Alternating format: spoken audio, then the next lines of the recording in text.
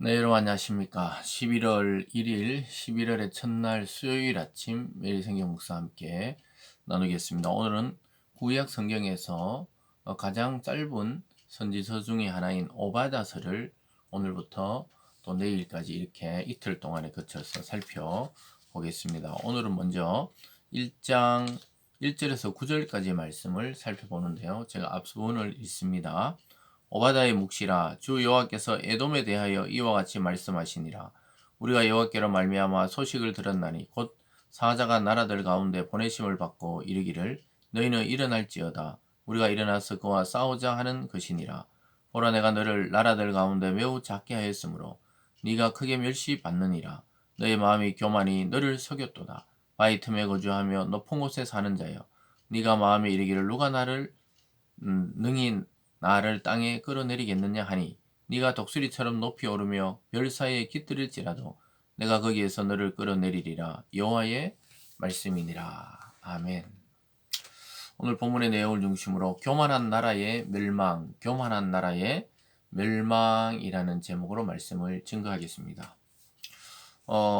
우리가 이 세상에 여러 가지 돌아가는 상황들과 또 이 세상의 나라들 간의 전쟁이라든가 또는 자연재해라든가 아니면은 전염병이라든가 이 모든 것을 우리가 보기에는 인간들이 만들어낸 여러 가지 일들 같지만 실제적으로 궁극적으로는 하나님께서 국제 정세를 주도하시고 나라들의 운명을 결정하시며 또 이 세상의 흥망성쇠를 주권을 가지고 계신 분이라는 것을 알게 됩니다.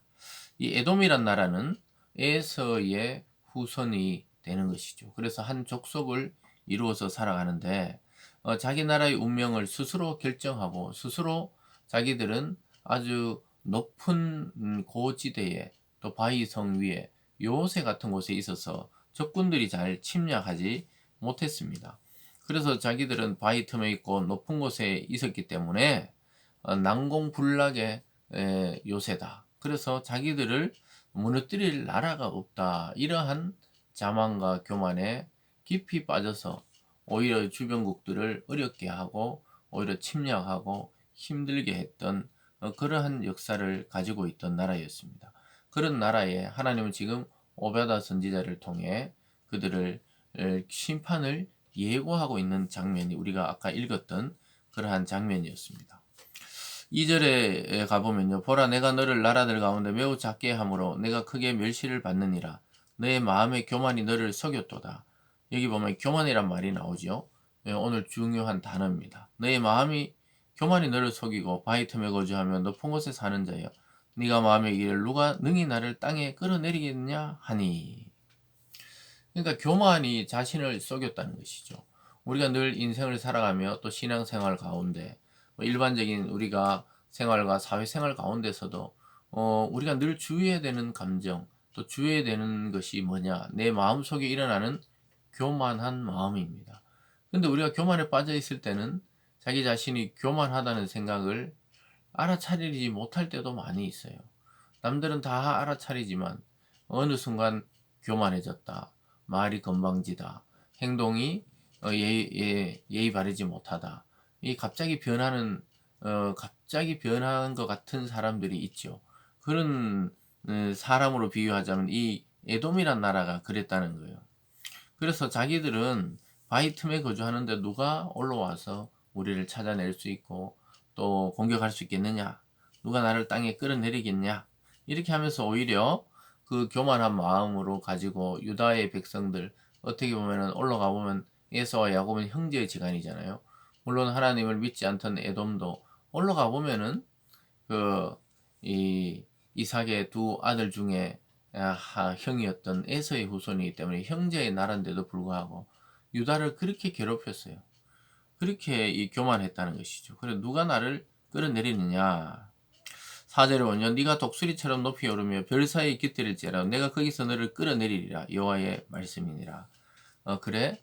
내가 한번 너희들이 그 하늘의 별 사이에 있었더라도 내가 꺾어서 땅으로 끌어내리겠다고 하나님은 작정하셨던 것입니다.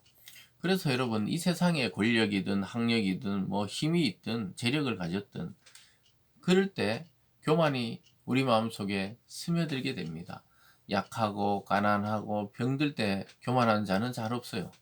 그런데 자기가 무엇이든 자기 뜻대로 할 수 있을 것 같은 위치, 그러한 재력, 그러한 권력을 가지게 되었을 때 진짜 그때부터가 그 사람의 인격에 대한 하나님의 시험 무대라고 볼 수 있죠. 하나님은 충분히 아무리 강한 자더라도 하나님 앞에서는 이 꺾일 수밖에 없는 거예요. 지금 에돔이 그렇죠. 아 그래? 내가 그럼 너희들 꺾어주겠다 이렇게 이야기하고 있습니다. 그래서 힘없는 사람에게 막 힘으로 교만으로 하는 사람은 그 힘 때문에 하나님의 힘으로 그를 꺾으실 것이고, 또 자기의 권력 때문에 그런 자는 하나님이 그 권력을 어느 날 걷어가시고 땅바닥에 추락한 것처럼 비참하게 만들 것이라고 이야기합니다. 그래서 교만한 나라들은 멸망하는데 어떻게 멸망하느냐. 5절에 혹시 도둑이 내게 이르르며 강도가 밤중에 내게 이르지라도 만장할 만큼 훔치면 그치지 아니하겠느냐. 혹시 포도를 따는 자가 내게 이르렀을지라도 그것을 얼마쯤 남기지 아니하겠냐. 내가 어찌 그리 망하였는고. 그러니까 이 비유적으로 말하는 것이죠. 그들의 악행을 그대로 돌려줬어요. 침략자들에게 남은 게 없을 정도로 수탈당한다는 거. 도둑이 밤중에 들어도 그냥 만족할 만큼 훔치면 또 빨리 도망가야 되고, 포도를 따먹다가도 좀 남게 마련인데 하나도 남는 것 없이 적들이 쳐들어와서 에돔의 모든 것을 수탈해 갈 것이라고 이야기하고 있는 것입니다. 6절에 보면요. 에서가 어찌 그리 수탈되었으며 그 감춘 보물이 어찌 그리 빼앗겼는고. 너와 약조한 모든 자들이 다 너를 쫓아 변경에 이르게 하며 너와 화목하던 자들이 너를 속여 이기며 내 먹을 것을 먹는 자들이 내 아래 함정을 파니 내 마음이 지각이 없음이로다. 에돔은 에서가 이제 에돔의 조상이니까 그렇게 표현하는 거죠. 하나님이 너와 약조한 자들, 또 감춘 보물이 어찌 그리 다 빼앗겼냐. 또 너와 평화 조약을 맺고 동맹을 맺었던 자들이 결국 오히려 너의 적이 되어서 너를 몰아내고, 또 그리고 화목하던 자들이 속여서 모든 것을 빼앗아 간다는 거죠. 그러니까 우리가 인간적으로 아무리 화평하고 동맹을 맺어도 결정적일 때 보면은 자기 나라가 살아야 되기 때문에 동맹이고 뭐고 또 평화 조약이고 뭐고 상관없이 그들의 것을 빼앗아 갔다는 것을, 속아 넘어갔다는 것을 알게 됩니다. 그래서 힘 있는 자들과의 연합과 또 자기들 이익을 위해서 모이는 자들의 그 모임을 통해 자기들이 유익을 볼 것 같지만 결정적일 때 다 빼앗겨 간다고 이야기합니다. 그건 누가 그랬다고요? 하나님께서 그들의 교만을 꺾기 위해서 그렇게 하고 있다고 말하고 있습니다. 8절에 보면은 여호와의 말씀이니라. 그날에 내가 에돔에서 지혜 있는 자를 멸하며 에서의 산에서 지각 있는 자를 멸하지 아니하겠느냐. 드마나 내 용사들이 놀랄 것이라. 이로 말미암아 에서의 산에 있는 사람은 다 죽임을 당하여 멸절되리라.